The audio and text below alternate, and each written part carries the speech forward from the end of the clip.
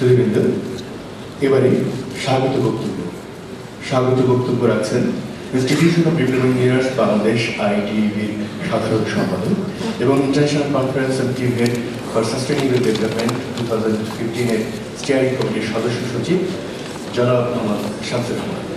The Steering Committee of International Conference on TVET for Sustainable Development 2015, Engineer Muhammad Shamsur Rahman, to come up with welcome address. Engineer Muhammad Shamsur Rahman. Bismillahirrahmanirrahim. Assalamu alaikum. Good morning. Respected Chairperson of this session, Engineer H.K.M. Hamid, President, Institution of Diploma Engineers Bangladesh and Co-Chairman, Sharp Diploma Engineers Forum, SDF. Honorable Chief Guest, visionary statesman and spotlight of 160 million peoples of Bangladesh, delighted leader for progress and prosperity, artisans to create secular society and democratic state in light of spirit of freedom consciousness, magisterial daughter of our great leader, father of the nation, Colombo Sheikh Mujibur Rahman, overall well-wisher and guidance of diploma engineers, our beloved leader, Her Excellency Janonetri Sheikh Hasina. Honorable special guest, Mr. Nur Islam Nahid MP, Minister of Education, Government of the People's Republic of Bangladesh.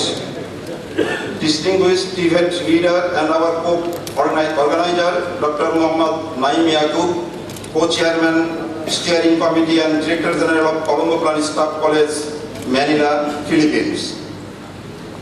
Honorable Cabinet members, advisors to PM and Honorable Member of Parliament, respected Vice Chancellors of Universities, Excellencies Diplomatic Mission of Chief in Bangladesh, Honorable representatives of our developing partners, donor agencies, invited distinguished guests from home and abroad, distinguished representatives from international organizations, colleagues from Sharp Diploma Engineers Forum SDF, principal of different engineering colleges, polytechnic institutes, technical school and colleges, technical training center, TVET expert from home and abroad, our co-partners, representative of print and electronics media, dear colleagues of IDEB Central Executive Committee, leaders of Colombo Diploma Proportionally Parishad, honorable member of IDEB Advisory Council, leaders of IDEB District Executive Committee, member engineers, ladies and gentlemen.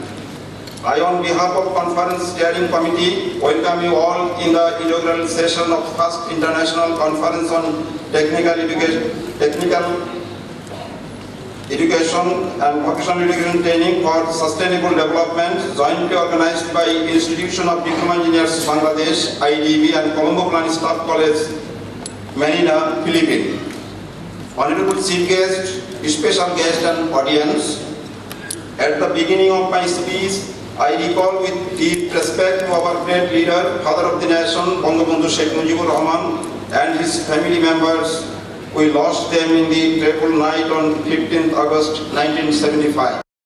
I also remember national sport leaders who was killed on 3rd November 1975 in the central jail. I also pay respect to the martyrs of mother language movement and the greatest son of the soil, the freedom fighters who sacrificed soul towards motherland. Honorable Chief Guest, special guest and respected audience. The first international conference on TVET for sustainable development takes place at a very special moment. Most countries are confronting a crisis in youth employment, and TVET is key to better prepare young people for a productive life and to promote sustained and high growth in countries. The simple truth is that investment flows and innovation thrives in places where the best talent resides. To be successful, growth and development strategies should be strongly based on human capital development. To keep up with the speed of technical change and the change in global value change, governments need to invest across the entire system that builds skilled workforce. We know that the present government, under dynamic leadership of Honorable Prime Minister Jannetri Sheikh Hasina, have taken steps for increased skill enrolled in TVET from 2% to 20% by the year 2020. We also observed that this ratio already increased 8% from 2% by various steps of the present government. So I would like to thank our Honorable Chief Guest, Her Excellency Sheikh Hasina, for her kind attention in TVET sector. Ladies and gentlemen, like other countries, technical education of Bangladesh comprises of 3 tiers: degree engineering course, mid-level engineering, that is diploma engineering course, and trade courses. In the global context, the mid-level technical manpower are playing a vital role in the field of production and to maintain economic growth. The country where mid-level technical manpower is more, their per capita income is high. As for example, countries like Singapore, Korea, Japan, Australia, Germany, etc. Ladies and gentlemen, you know that the IDEB is working on in national aspects as per its constitutional obligation. With these sacred responsibilities, the IDEB organized this conference with a view to reorient, improve, and enhance the technical education in Bangladesh to provide skilled technical manpower for the country as well as to meet the global needs. At present in Bangladesh, about 7,000 public and private TVET institutions, including 434 public and private polytechnic institutes under Bangladesh Technical Education Board, are offering different TVET courses, including diploma engineering and other diploma courses. We have one technical teachers training college and vocational teachers training institute for technical teachers training. It is not appropriate that school dropout students and underprivileged people should go for technical and vocational education. But it is necessary that most of the young people should go for technical education for inclusive growth of the nation. The technical education should, according to the requirements of development, industry and services.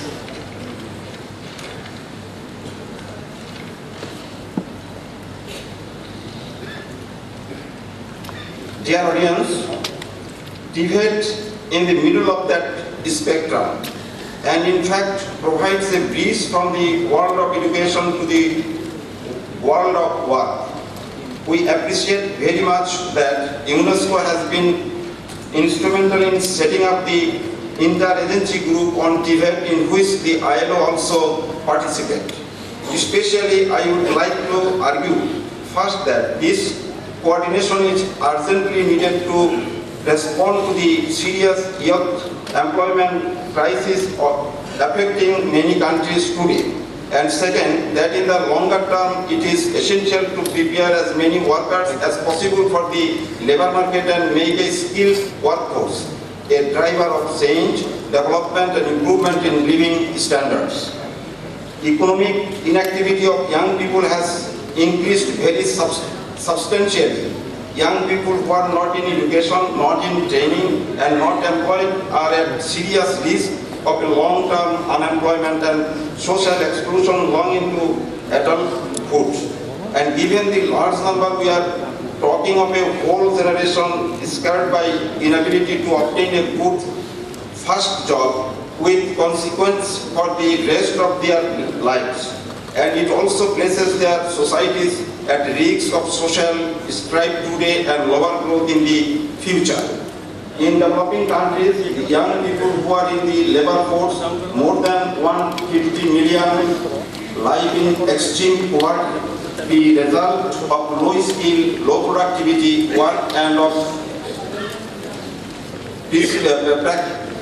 serious employed in seasonal farm work or self-employment in the informal urban economy.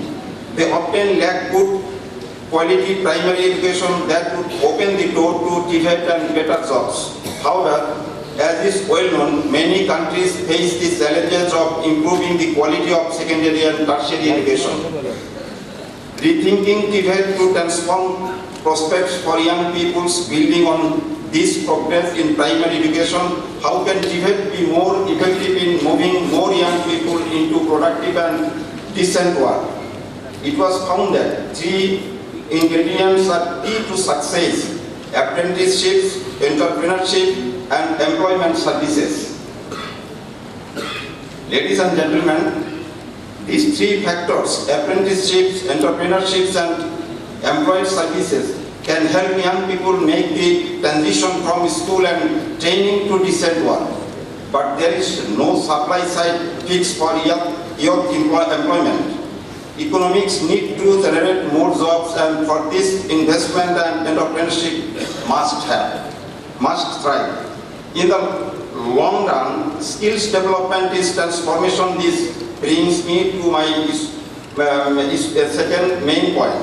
And this is the idea that skills development not only helps countries and workers overcome the impacts of the Great Recession, but also prepares them to face the long-term, game-changing trends that are hitting the labor markets around the world. Demographic changes, technological changes, skill mismatch issues, this slicing up and upgrading of global value chains, the changing global competition for talent. Quite apart from the Great Recession, these and other trends are producing a great restructuring, and TVET is a key element for workers and industries to adjust to these game-changing trends and benefit from them. In this sense, investment in TVET is a transformation policy. We have learned about the transformational potential of education and skills development from the successful strategies in some Asian countries. The Republic of Korea, Singapore, and increasingly China, Vietnam, Hong Kong, and Malaysia have followed the developmental model of skill formation. These experiences are characterized by linking investments in education and training to the requirements of the economy at different stages of economic development. First, the government in these countries has had a strong commitment to a clear economic development strategy. Most of these countries have clear trade, investment, and industrial policy strategies. Second, they have clear mechanisms to link trade and industry policy to education and training provision. And third, these countries have shown a remarkable ability to maintain policy coordination and linkage between the world of work and the world of education and training through time. This has been a fundamental source of their dynamic comparative advantage. You can call it economic diversification policy, industrial policy, competitiveness policy, or promoting process or value chains. These are all different names for the same fundamental objectives: accelerating the accumulation of capabilities of learning across a broad base of society. China, the Republic of Korea, Vietnam, and my own country, Costa Rica, are among the countries that have been able to transform their productive capabilities and thus benefit from globalization because they invested in expanding access to education and in strong TVET institutions. Ladies and gentlemen, in an ever more competitive global economy, parents have instilled in their children the message that learning equals earning. These and the massive investments in education have resulted in what we could call a new geography of skills. It is well known that China and other countries have become major engines of world growth. What is less well known is that in a group of 113 emerging and developing economies in the decade from 1996 to 2007, the number of students enrolled in undergraduate and postgraduate university education nearly doubled, from 70 to 126 million. This great doubling in the world workforce with tertiary education has changed the nature of global competition for talent for both industries and for young people to find good jobs. In developed countries has also challenged the assumption that if you go to higher education, a good job is waiting for you at the end of it. Now it is not so automatic, not so easy. The main conclusion that I would like to leave with you today is that for both short-term gains and for long-term growth and development, TVET can deliver, but only if quality and coordination requirements are met.